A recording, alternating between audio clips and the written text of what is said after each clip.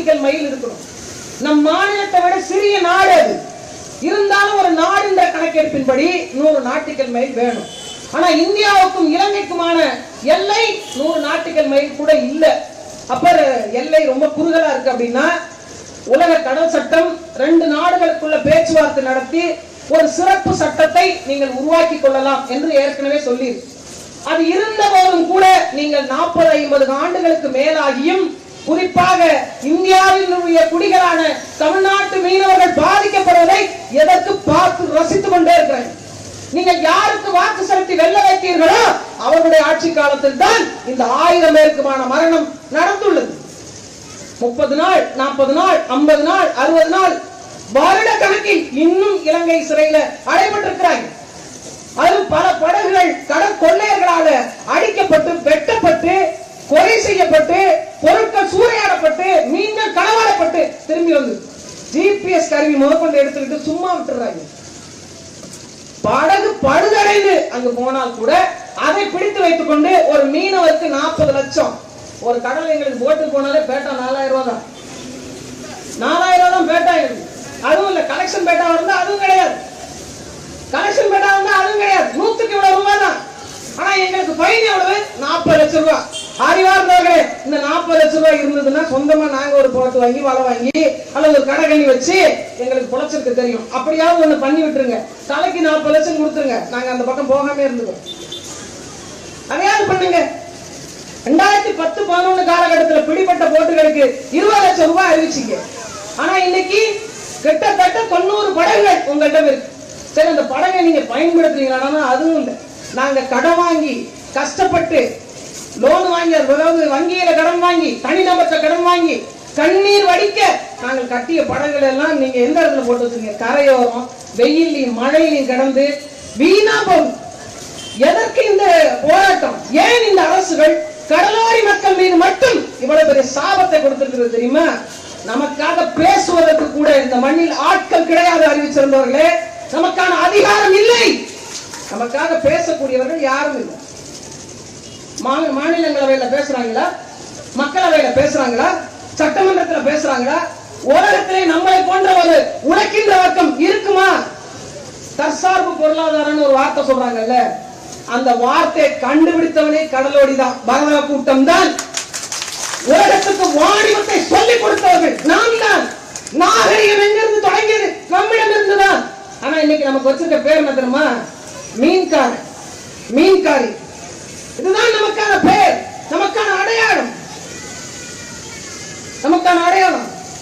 ஒரு சோழ மண்ணே அவர்கிட்ட காசு இல்லைன்றதுக்காக மாசாத்துவான மாநாயகன் கடன் வாங்கக்கூடிய அளவிற்கு பொருளாதாரத்தில் மேம்பட்ட குடிகள் பரத குடிகள். எப்படி இருக்கிறோம்? 72 விழுக்காடு மக்களுக்கு வாழ நேரத்துக்கு பட்டா இல்லாத ஒரு கூட்டம் அப்படின்னா அது இந்த கூட்டம் தான். இந்த கூட்டம் தான். பேசுவதற்கு ஆட்கள் கிடையாது.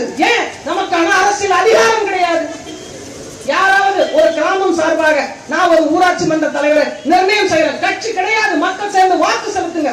இதுவரைக்கும் செஞ்சிருக்கோமா? நாம ஒரு சட்டமன்ற உறுப்பினர் எந்த கட்சி எங்களுடைய வாக்குத்தான் வெற்றி தோல்வியை தீர்மானிக்கும் என்ற தொகுதியில் அந்த கட்சி கடலோர மக்களுக்கான வாய்ப்பை கொடுத்தால் மட்டும்தான் வாக்கு செலுத்தும் என்றைக்காக சொல்லி இருக்கிறோமா? நாம சொல்லி இருந்தா நமக்கான அதிகாரத்தை நாமே நிலைநாட்டி இருக்க முடியும். சொல்லல, கடந்து போனோம். பிரச்சனை வந்தால் மட்டும் போராடுகிறோம். அதனை கொடுமை தெரியுமா? தமிழ்நாட்டில் இந்த மூலையில விவசாயிகள் பிரச்சனைனால விவசாயிகள் எல்லாரும் ஒண்ணு கூடுவாங்க, அந்த மூலையில விவசாயிகள் பிரச்சனைனால விவசாயிகள் எல்லாரும் ஒண்ணு கூடுவாங்க. காவிரி நதிநீர் பிரச்சனை எல்லா மாவட்டமும் விவசாயிகளும் ஒண்ணு கூடுவாங்க. ஆனா இங்க ராமேஸ்வரத்துல பிரச்சனைனா அங்க வர மாட்டாங்க, அங்க பிரச்சனைனா இங்க வர மாட்டாங்க. இந்த ஒற்றுமையின்மை மட்டும்தான் நம்மளை இந்த நிலைமைக்கு ஆளாக்கி இருக்கிறது. காரைக்கால்ல 3 பேர் சுட்டுட்டாங்க. கால்ல ஒருத்தருக்கு, ஒரு தம்பிக்கு கடுமையான குண்டடி காயம். அப்படியே அவரை கடத்த கொண்டு போய் அடைச்சு வச்சிருக்காங்க. அவருக்கு சரியான சிகிச்சை கிடையாது, மருந்து மாத்திரைகள் இல்லை. கழிவறைக்கு போனோம், பாத்ரூம் போனோம், அவரால் ஒண்ணுமே பண்ண முடியல. படுத்த படுக்கையா கிடக்கிறார். ஒரு கால் அப்படியே இழுத்து கொண்டு மேய்ந்து போய் தன்னுடைய கடன்களை கழிக்க வேண்டிய நிலைமையில் தான் அங்க அவர் துடித்துக் கொண்டிருக்கிறார். இன்னும் 2 பேருக்கு சின்ன அளவுல காயம். அந்த நபருக்கு, அந்த பாதிக்கப்பட்டவர்களுக்கு 40 லட்சம் ரூபாய் அவதாரம் வீசிருக்காங்க. இன்னும் படகு விடுதலை செய்ய. அந்த பெற்றவருடைய தவிப்பை பாருங்களேன். என் பிள்ளைக்கு மருந்து கொடுக்க முடியல, மாத்திரை கொடுக்க முடியல, திருமணம் ஆகாத அந்த பையன் 27 வயது, வாழ்க்கையே போச்சு. இப்படி பல பேர் இளம் விதவைகளாக இந்த மண்ணில் இருக்கிறார்களா இல்லையா? ஏன் இந்த அரசுகளுக்கு வலிக்கல? ஏன்னா நம்மளோட பிரச்சனையே அவங்களுக்கு புரியல. கடலோர மக்கள் எப்படி ஒதுங்கி ஒரு ஓரத்தில் கடற்கரை ஓரம் இருக்கிறார்களோ அப்படித்தான் இந்த அரசியல்வாதிகள் நம்மளை ஒதுக்கி வச்சிருக்காங்க. நமது பிரச்சனையை பேசுவதற்கு நாதி இல்லைங்க. ஒரு நாதியற்ற கூட்டம் நாம். யார் இருக்கா நமக்கான பிரச்சனையை பேச? நமக்கே நாம் யார் என்று தெரியலையே, நமக்கான அதிகாரம் என்னவென்று புரியலையே, சாதியாக மதமாக இருக்கிறோமே.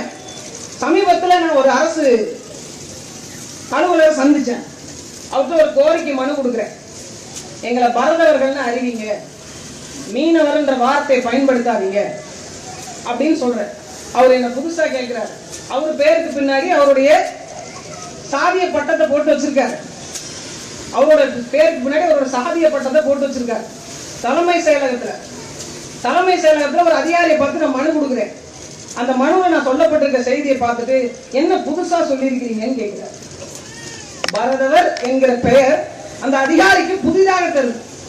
நான் அப்ப கேட்டேன், இந்த நில மக்கள்லாம் இருப்பாங்கல்ல, நீங்க ஏங்க அவர் ஒரு நில மக்கள் போட்டிருக்கிறார், நீங்க ஏன் சார் இந்த பேரை போட்டிருக்கீங்க அப்படின்னு கேட்டேன். இது என்னோட சமூகம் அப்படின்னார். நான் சொல்வது என்னுடைய இனத்தின் அடையாளம், என் நிலத்தின் அடையாளம். நெய்தல் குடிகள் பரதவர்கள் தான் என்பது கூட தெரியாத ஒரு அரசு அதிகாரிகள் இருந்தால் எப்படி நாம அந்த இடத்துல நம்மளோட உரிமையை கேட்க முடியும்? எங்களை பழங்குடியின மக்கள் பட்டியலை சேருங்க. நீங்க பழமைவாதிகள் தான், நீங்கள் பழங்குடிகள் தான், நீங்கள் தான் ஆதி குடிகள் என்பதற்கு சான்று இருக்கான்னு கேட்கிறார். நமக்கென்று இறை, நமக்கென்று நிலம், நமக்கென்று பாட்டு, நமக்கென்று இசை, நமக்கென்று மலர், நமக்கென்று வாழ்வியல், நமக்கென்ற இசை கருவிகள் எல்லாம் வரையறை செய்யப்பட்ட மக்களுக்கு இன்று வரை ஆதி குடிகள் நாம் தான் என்று சொல்வதற்கு இங்கு நாதி இல்லை. ஒரு 10 கோரிக்கை அந்த அரசாங்கத்திட்ட வச்சோம். வேலை வாய்ப்புலையாவது, இந்த கடல்சார் வேலை வாய்ப்புலையாவது எங்களுக்கு வாய்ப்பு கொடுங்க. ஒரு 85% விழுக்காடு எங்களுக்கான இடஒதுக்கீடு கொடுங்க. மீன்வள துறையில கொடுங்க. நீங்க சிந்திச்சு பாருங்க, மொத்தமாவே தமிழ்நாட்டினுடைய மீன்வள துறையில எவ்வளவு கடலோர மக்கள், பரதவ மக்கள் வேலை செய்யறாங்க தெரியுமா? தமிழ்நாட்டில் இருக்கக்கூடிய மீன்வள துறையில எவ்வளவு பேர் இருக்காங்க தெரியுமா? வெறும் 3 விழுக்காடு.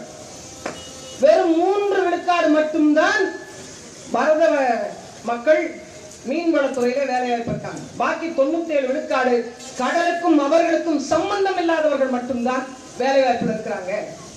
அப்ப என்ன? எனக்கான பிரதிநிதித்துவம் அங்கே மறுக்கப்படுகிறது, எனக்கான உரிமை அங்கே ஒடுக்கப்படுகிறது. இதை பத்தி நமக்கு ஒரு கவலையும் இல்லை, ஒரு கவலையும் இல்லை.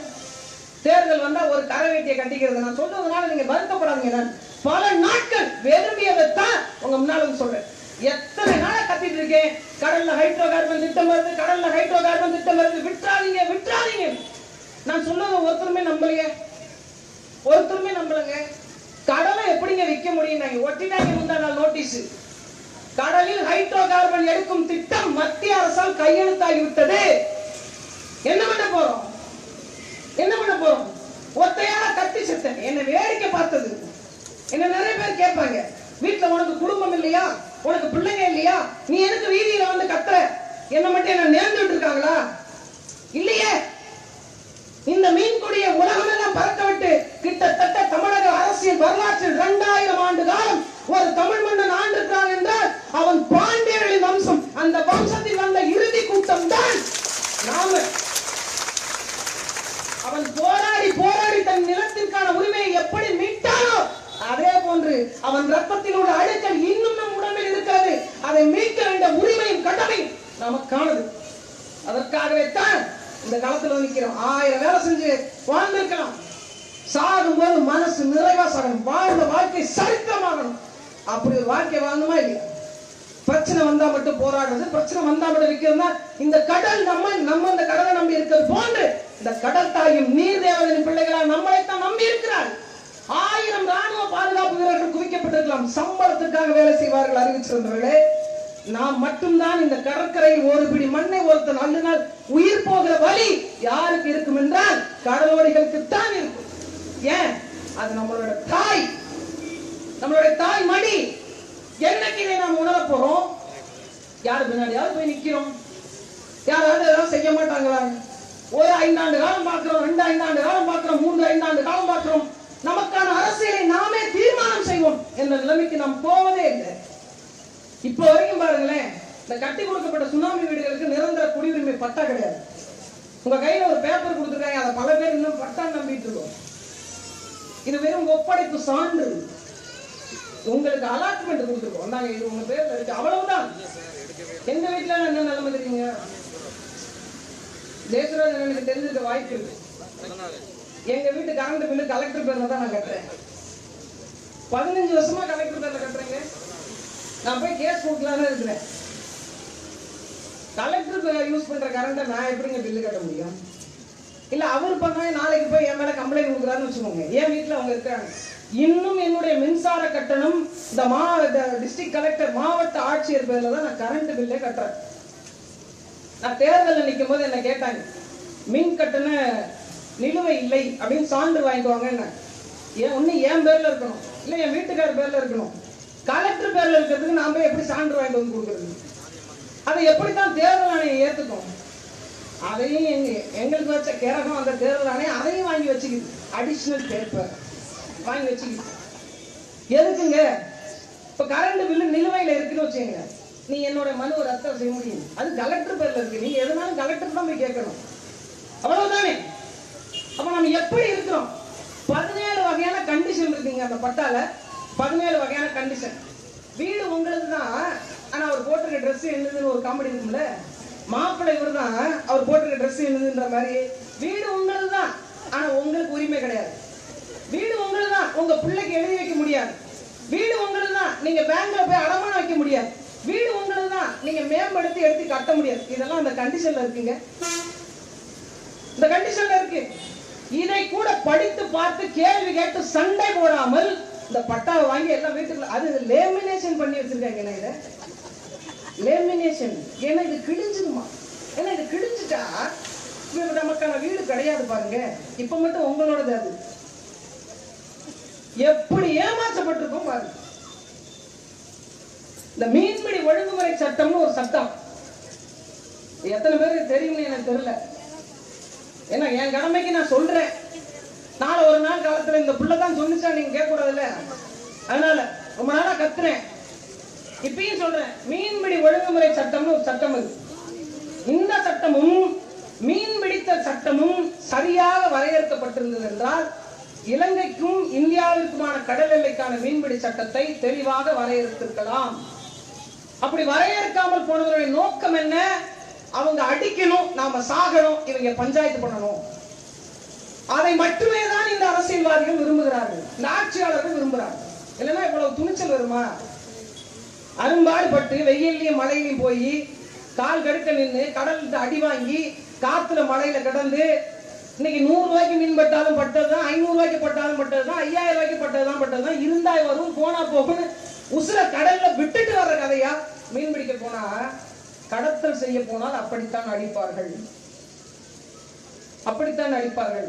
ஊழல் செய்பவர்களை என்னவென்று சொல்லி அடிக்கலாம். ஓட்டு கேட்டு வரும்போது விரட்டி விரட்டி அடிக்கலாமா? அப்ப நீங்க எடுத்துக்கலாம்ல. மக்கள் பணத்தை திருடியவர்களை நாங்களும் அடிப்போம் என்று எனக்கு முன்னால் பேசின அப்பா சொன்னாங்க. நாளைக்கு நாங்கள் தீக்குளிக்கிற போராட்டம் செய்ய இருக்கிறோம் என்று. உண்மையிலேயே நம்ம மேலாம் ஊத்தி கொளுத்தே கூடாது. உங்களுக்கு நம்ம மேலாம் ஊத்தி, அது தவறுங்க. ஒரு உயிரை எடுப்பது என்பது தவறு, அப்படி சொல்றேன் நான்.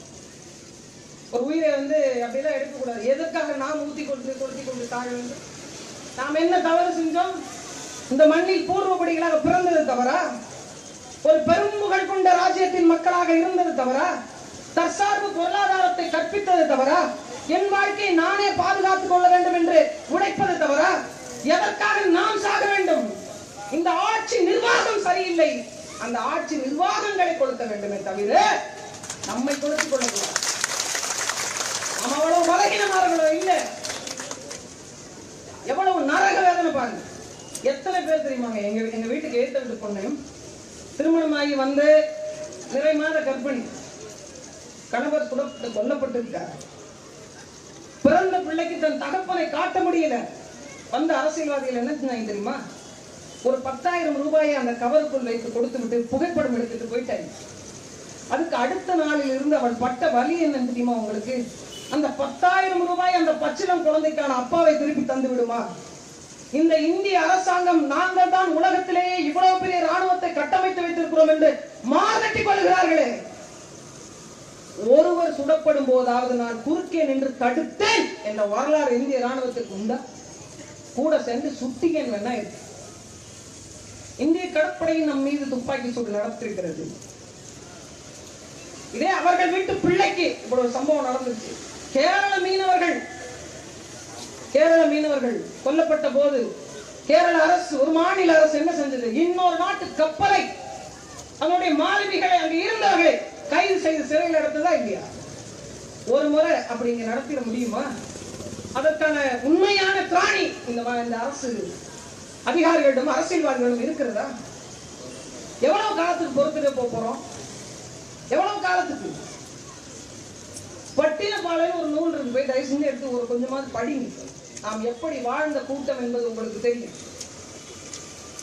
நம்ம பாட்டி ஒரு ஒரு கோழி வந்து பக்கத்துல இருக்கிற தானியங்களை காய வச்சிருக்கு, அந்த கோழி திண்டுச்சு, எந்திரிச்சு போய் உசுன்னு சொல்லியிருக்கலாம், இல்லைன்னா இங்க ஒரு குச்சி எடுத்து அடிச்சிருக்கலாம். காதில் போட்டிருந்த மிக காதணி, வெள்ளை உயர்ந்த காதணி, அதை கழட்டி சூணு கோழியை விரட்டி இருக்கிறான், தந்தட்டியை கழட்டி.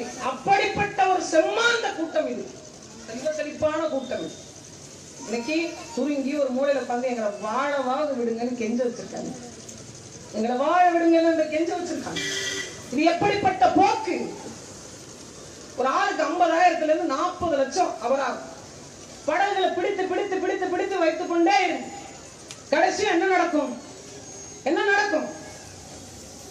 எந்த அரசியல்வாதி வீட்லயும் அப்புறம் கார் நிற்கும், எல்லா காரும் வழி கடல்ல தான் நிற்கும். எங்களுடைய சொத்து அப்படின்னு மதிப்பிடுறாங்க அவங்க. உங்களுக்கு சொத்து 20 லட்சம் ரூபாய் ஒரு படகு. எந்த படகு? விசை படகு. 40 லட்சம் ரூபாய், 50 லட்சம் ரூபாய். இதெல்லாம் சொத்தான் கேட்கும். எங்களுடைய வாழ்வாதாரத்தினுடைய ஆணி வேறே படகுகள். அந்த ஒவ்வொரு படகுலையும் ஏன் பிள்ளையோட பேரை வைக்கிறோம்? ஏன் குலசாமியோட பேரை வைக்கிறோம்? அதுதான் எங்களை வாழ வைக்கின்ற தெய்வம் என்ற பார்வையோடு தானே கொண்டு போய் அதை அடைச்சு வச்சுக்கிறீங்க. பல நாள் சிறையில போட்டு வைக்கிறீங்க. அல்ல, என்னோட கணவர் 2 முறை சிறையில இருந்திருக்காரு இலங்கையில.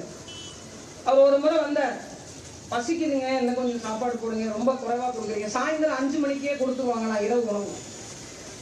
ரொம்ப கஷ்டமா இருக்குங்க, இப்போ நைட்டு சாப்பிடாததுனால பத்த மாட்டேங்குது. நம்ம ஆட்கள் இங்க நிறைய 3 வேளையும் முறையாக சாப்பிடக்கூடியவங்க.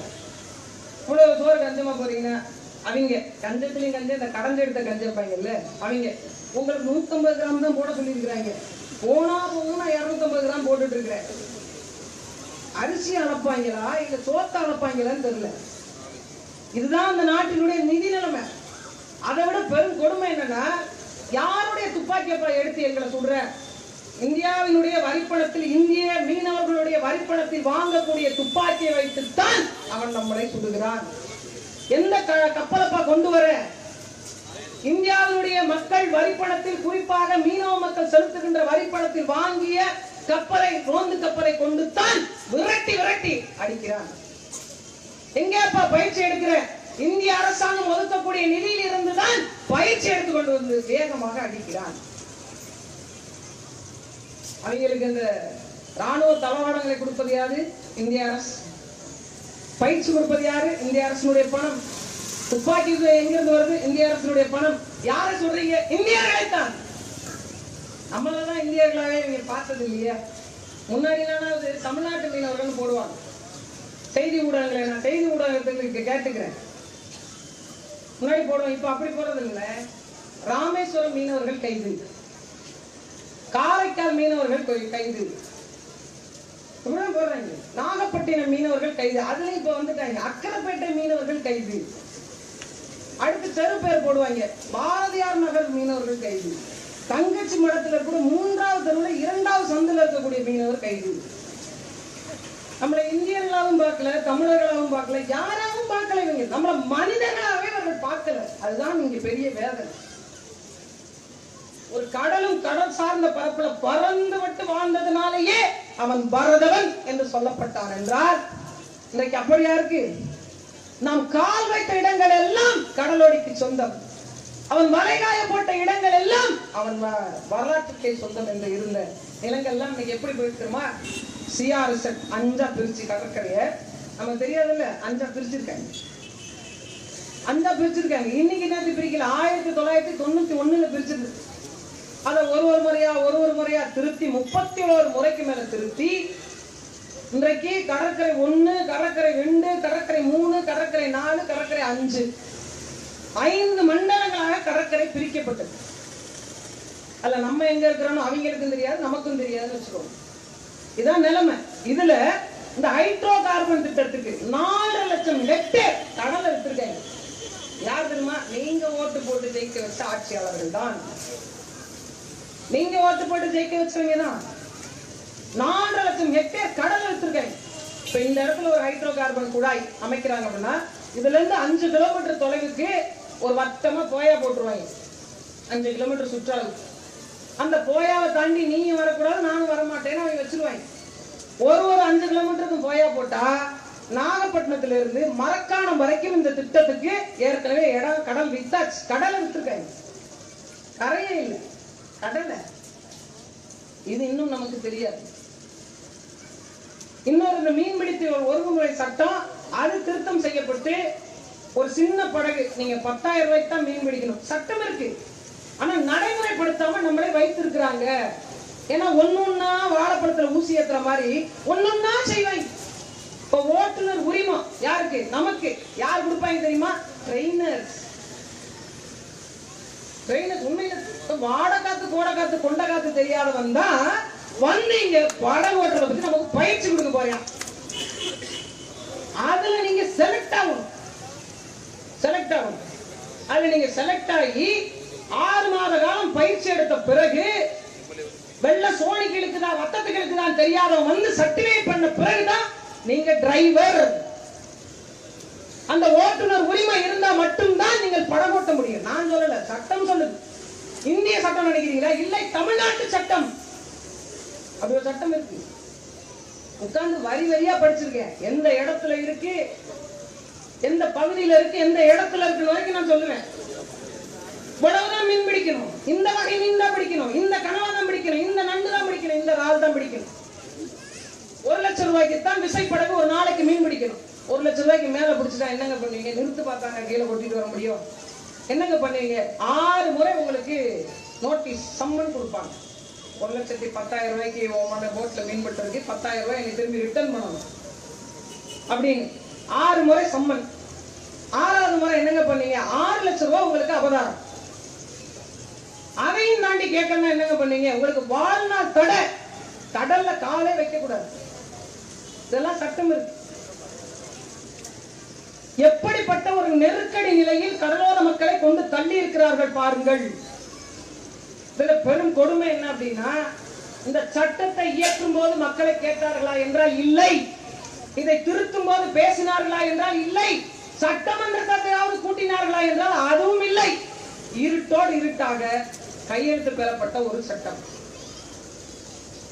இந்த சட்டம் இப்ப அமல்ல இருக்கு. படகு கட்டுறதுல இருந்து தொடங்கி ஒரு மீன் ஆய்வாளர், மீன்வளத்தினுடைய ஆய்வாளர், இன்ஸ்பெக்டர் ஆபீசர், அவர் எப்ப வேணாலும் உங்க படகுல ஏறி ஆய்வு செய்யலாம். சட்டத்தை எழுதியிருக்காரு பாருங்க. மிகப்பெரிய ஒரு அறிவாளிங்க, பயங்கரமான அறிவாளி. ஆனா அவனுக்கு நீச்சல் தெரியாது, உண்மையிலே தெரியாது. ஏன் கேளுங்களேன், அவன் சேஃப்டிக்காக என்ன எழுதியிருக்கான்? மீன்வளத்துறை அதிகாரி உங்கள் படகை எப்பொழுது வேண்டுமானாலும் ஏறி ஆய்வு செய்யலாம். அவர் தட்டு தடுமாறி எங்கேயாவது கடல்ல விழுந்துட்டாருன்னா அதுக்கான மொத்த பொறுப்பு நீங்க தான். ஏன்னா அவனுக்கு நீச்சல் தெரியாது. நம்ம விவரமா தான் எழுதியிருக்கேன். ஏன்னா எழுதுன அவன் கடலோடு இல்லைங்க, அவனுக்கு அந்த வழி தெரியாது. அவன் உசுர் முக்கியம், அவன் உசுர் முக்கியம். ஒரு பாட்டு சொல்லுவாங்க இல்ல, இருந்தால் இருப்பார் போனால் போவார். அந்த மாதிரி இன்றைக்கு இருக்குமா போகுமானே தெரியாம வலை தள்ளிவிட்ட பிறகு, கடலுக்கு சென்று விட்ட பிறகு வேகமாக காத்தடிக்குது என்றால் உண்மையிலேயே இங்கு வாழ்க்கை படபடக்கும் பெண்களுடைய நெஞ்சு. வேகமாக மழை பெய்கிறது என்றால் குடும்பம் அல்லாடி கொண்டிருக்கும். ஒரு காலத்தில் சங்கை ஏற்றி சங்கில விளக்கேற்றி வச்சு கடற்கரையில் உட்கார்ந்து இருந்த காலம். இன்னைக்கு அந்த நிலை மாறி இருக்கான்னா சங்கில விளக்கு மட்டும்தான் ஏத்தல, அது மட்டும்தான் ஏத்தல. இன்றைக்கும் வாழ்க்கையை பரிதவித்துக் கொண்டு பெண்கள் வீட்டுக்குள்ளே அல்லாடி கொண்டுதான் இருக்கிறாங்க. மீனவ பெண் தொழிலாளர்கள் என்று கூட சொல்வதில்லை, மீன்காரி என்றுதான் சொல்றாங்க. என்னையுமே அப்படிதான் கூப்பிடுவாங்க. என்னை எழுதுறாங்க இல்ல, யாராவது என்ன வந்து குறையா எழுதணும்னா அவன் என்னமோ என்னை கேவலப்படுத்துறானா, காளியம்மாள் ஒரு கருவாட்டுக்காரி எழுதுவாங்க, என்னை கேவலப்படுத்துறாங்க. உண்மையிலே கருவாட்டுக்காரி தான்டா நானு, உண்மையிலே மீன்காரி தான். உண்மையிலே நீ என்ன இழிவுபடுத்துறேன்னு என்ன பெருமைப்படுத்துற. இந்த இனத்தின் பேரினத்தின் பரதவ கூட்டத்தில் பிறந்திருக்கக்கூடிய ஒரு பேரினத்தின் பெருமகள் நான். எழுது.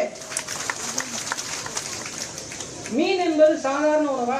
அது ஞாயிற்றுக்கிழமை மட்டும் சந்தைக்கு போய் வஞ்சிர மீன் நல்லா வட்டமாக வாங்கி அதை வறுத்து நல்லா வக்கனையாக தின்கிற உங்களுக்கு அதை பிடித்துக் கொண்டு போகிறவர்கள் உங்களுக்கு மீன்காரியாக தருகிறாங்க, மீன்காரனாக தருகிறார்களா? மீனவர் என்பது பரதவ இனத்தில் செய்யக்கூடிய ஒரு வேலை. அதுல வலையர் இருக்காங்க, நுழையர் இருக்காங்க, சோழியர் இருக்கிறாங்க, நிறைய பேர் அவங்க தொழில் சார்ந்து மரக்கலன்களை ஏற்றியவர்கள் இருக்கிறாங்க. இது மாதிரி அவர்கள் செய்த வேலை சார்ந்து கடல் சார்ந்த பணியில் ஈடுபட்டவர்கள் அத்தனை பேரும் பரதவர்கள். எங்களை அப்படி சொல்வதற்கு கூட இந்த பொது சமூகம் பயன்படுகிறது. ஏன்? அரசியல்வாதிகள் அந்த வார்த்தையை பயன்படுத்தாமல் விட்டு விட்டார்கள். இனிமே உங்களை வேண்டி கேட்கிறேன், யாராவது இந்த மீனவர் மாநாடு அப்படின்னு போட்டாங்க தயவு செஞ்சு போகாதீங்க, போகாதீங்க. பரதவர் மாநாடு என்று போடுங்கள், நாங்கள் வருகிறோம் என்று சொல்லுங்கள். ஒரு பெருத்த நிலத்தின் கூட்டத்தை அடக்கி அடக்கி சுருக்கி அதிகாரமற்ற மக்களாக மாற்றி இந்த நிலைமை கொண்டு வந்து நிப்பாட்டிருக்காங்க. நாங்கள் மத்திய மாநில அரசுகிட்ட ஒண்ணுதான் கேட்கிறோம், எங்க பொழப்ப எங்களை பார்க்க விடுங்க. ஆண்டொன்றுக்கு 70,000 கோடி அந்நிய செலவாணியை ஈட்டு தருகிற ஒரு மக்களை நீங்க எப்படி வச்சிருக்கீங்க? தேர்தலுக்கு தேர்தல் என்ன அறிவிக்கிறாங்க தெரியுமா? தடைக்கால நிவாரணம் 6,000 - 8,000 ரூபாய், மழைக்கால நிவாரணம் 6,000 - 8,000 ரூபாய். யார் வீட்டுக்கு காசு எடுத்து கொடுக்குறாங்க? எதுக்கு 8,000 ரூபாய்? எதுக்கு 6,000 ரூபாய்? குறைஞ்சபட்ச கூலி சட்டம் என்ன சொல்லுதுன்னா 8 மணி நேரம் வேலை செய்தால் உங்களுக்கு 450 ரூபாயில இருந்து 600 ரூபாய் வரைக்கும் சம்பளம் தரும். ஒரு நாளைக்கு 8 மணி நேரம் வேலை பார்த்தா இதுதான் குறைந்தபட்ச கூலி அந்த சட்டம் சொல்லுது. ஆனா உலகத்திலே 2வது ஆபத்தான தொழில் செய்கிறான் மீனவன், கடலோடி, மீனை பிடிக்க போறது. அப்படி ஆபத்தான தொழில் செய்யக்கூடிய அவர்களுக்கு நீங்க ரொம்ப கூட தர வேணாம். குறைஞ்சபட்ச கூலி சட்டம் சொல்றது ஒரு நாளைக்கு 500 ரூபாய் வச்சு 60 நாள் தடைக்காலம். அப்ப எனக்கு எவ்வளவு வரணும்? 30,000 வரணும்ல. என்ன கணக்கு? 6,000 ரூபாய் 8,000 ரூபாய். வடிவேல் சொல்லுவாங்க, கழிவறையில் நான் அமர்ந்திருக்கும் போது கன நேரத்தில் உதித்ததுதான் இந்த திட்டம், ஓவியம். அந்த மாதிரி படுத்து தூங்கி எந்திரிக்கும் போது திடுத்துப்புன்னு 6,000 ரூபாய், திடுத்துப்புன்னு 8,000 ரூபாய். எங்கிருந்து வருது? இது எனக்கான சலுகை அல்ல, மாறாக எனது உரிமை என்று நாம் கேட்டு பேசி நாம் பேசல. தடைக்காலம் என்று ஒன்று வைக்கிறாங்க. எங்க போய் ஆய்வு பண்ணீங்க? கேட்டா என்ன சொல்றாங்க? மீன்களின் இனப்பெருக்க காலமா? எந்த மீன் அந்த காலத்துல இனப்பெருக்கம் செய்ய சொல்லுங்க. ஒரு ஆய்வாளர் குறிப்பு இருக்கா? காணாங்கத்தை எப்ப செனை பிடிச்சிருக்கோம்? கார்த்திகை வாழை எப்ப செனை பிடிச்சிருக்கோம்? மத்தி எப்ப செனை பிடிச்சிருக்கோம்? வஞ்சரம் எப்ப செனை பிடிக்கும்? ஓரா எப்ப செனை பிடிக்கும்? சாலா எப்ப செனை பிடிக்கும்? எந்த ஆய்வாளர்கிட்ட கணக்கெடுப்பு? இது மாதாந்திரமாக ஒவ்வொரு மீன்களுடைய தொகுப்புகள் வாரியாக நடக்கக்கூடிய ஒரு தொடர் நடவடிக்கை. இந்த 2 மாசத்துல மட்டும்தான் தடைக்காலம், மீன்கள் இனப்பெருக்க காலம் என்றால் பாக்கி 10 மாசமும் அந்த மீன்கள் என்ன விரதம் இருக்குமா? சபரிமலைக்கு மாலை போட்டிருக்கா? மீன்கள் இனப்பெருக்கம் செய்யல 10 மாசம் என்ன பண்ணிட்டு இருந்தீங்க நீங்க? எனக்கு புரியலையே. கடல்ல போய் என்ன ஆய்வு நடத்துனீங்க? ஒரு ஆய்வுக்கான சான்று இருக்கிறதா உங்கள்கிட்ட? இருக்கா? சரி, எங்களுக்கு தடைக்காலம். கேரள மீனவர்கள் பார்டரை தாண்டி நீ வரக்கூடாது நானும் வரமாட்டேன்ற மாதிரி கேரள மீன் மட்டும் இந்த மாசத்துல முட்டையிடாது. நான் கேரள மீன், நீங்க தான் தமிழ்நாட்டு மீன். நீ எப்ப கருவுறணும்? ஏப்ரல்ல தான் நீ கருவுறணும். எப்ப குஞ்சு பறிக்கணும்? மேலதான் நீ குஞ்சு பறிக்கணும். நீ எப்ப விடுவ? நான் எனக்கு 2 மாசம் பிறகு வச்சிருக்காங்க, நான் அப்ப விடுவேன். கேரள மீன் தமிழ்நாட்டு மீன் பேசிக்குமா? உங்க அறிவுல தீய வைக்க, இதுல வைக்கணும் தீய, நம்ம மேல வைக்கக்கூடாது. புரியுதா? இப்ப எப்படி எல்லாம் நம்மளை சுருக்கி இருக்கிறாங்க பாருங்க.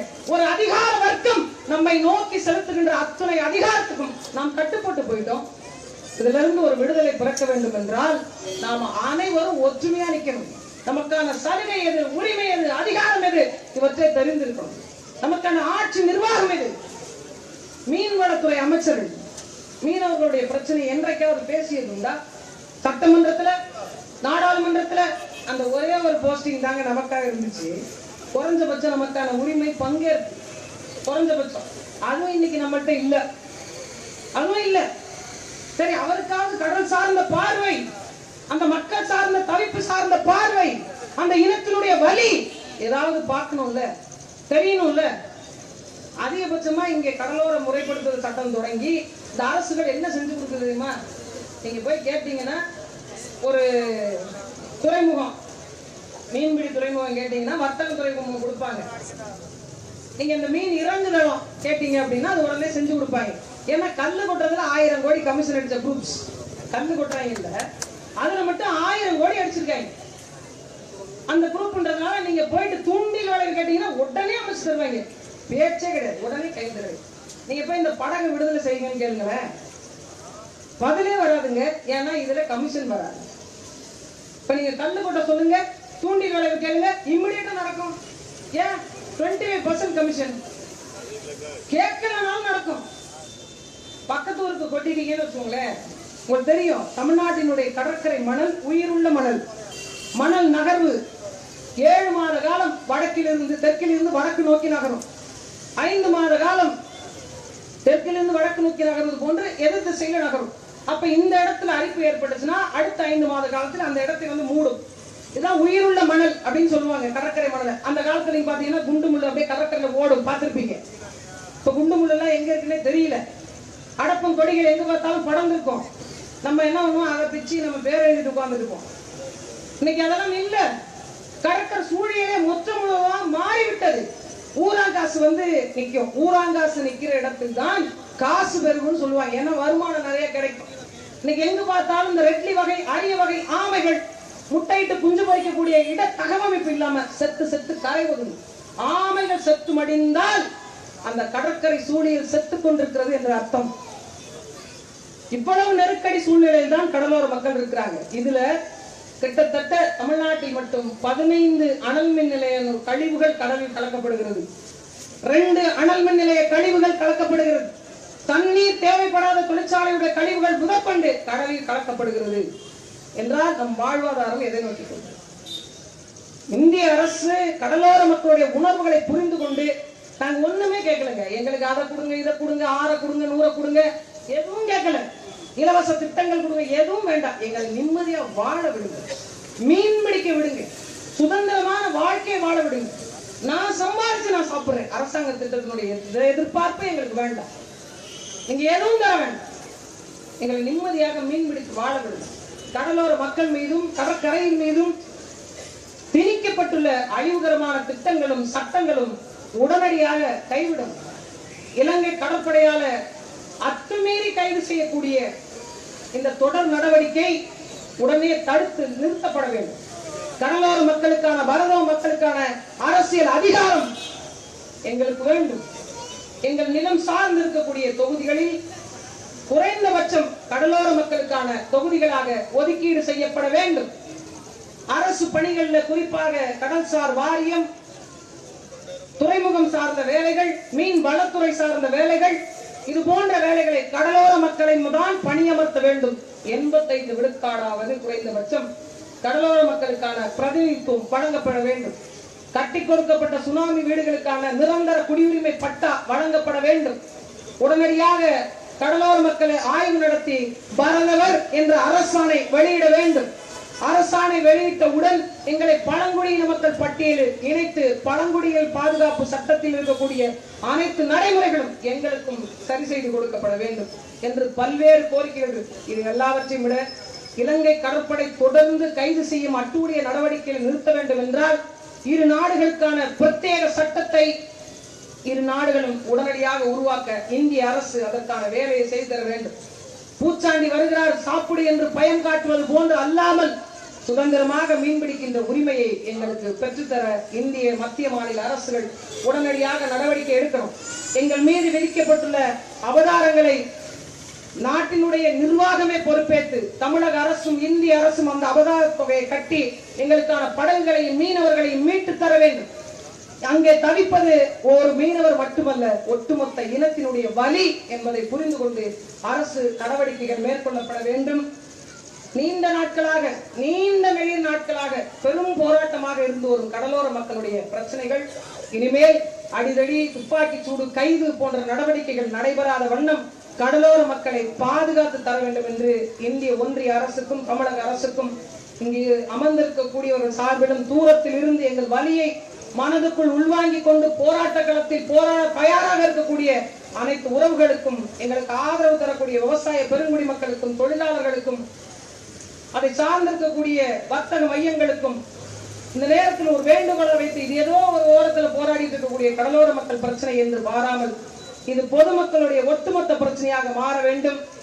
உலகத்திற்கு உணவளிப்பதில் புரதச்சத்தை கிட்டத்தட்ட 33 விழுக்காடு அளிக்கக்கூடிய கடலோர மக்களுக்கான உரிமை போற்றப்பட வேண்டும் என்றால் எப்படி கரை விவசாயி போல இவன் கடல் விவசாயி என்று உணர்ந்து எங்களுக்கான போராட்டத்தை ஒட்டுமொத்த மக்களும் முடிவெடுத்து இந்த ஒட்டுமொத்த மக்களின் கோரிக்கையாக முதற்கட்டமான இந்த 5 கோரிக்கைகளை உடனே நிறைவேற்றி இலங்கை கடற்படையால் கைது செய்யப்பட்டும் துப்பாக்கி சூடு நடத்தப்பட்டும் சிகிச்சையில் இருக்கக்கூடியவர்களை உடனடியாக விடுதலை செய்து அவர்கள் படங்களை விடுதலை செய்ய வேண்டும். அதற்கான இழப்பீட்டை அரசே கொடுக்க வேண்டும். இலங்கைக்கு கட்ட வேண்டிய அபராத தொகையை அரசே ஏற்று கட்டி எங்களுக்கான விடிவு காலத்தை உருவாக்க வேண்டும் என்று இந்த கூட்டத்தின் வாயிலாக அரசுக்கு கோரிக்கை வைக்கிறேன். நன்றி, வணக்கம்.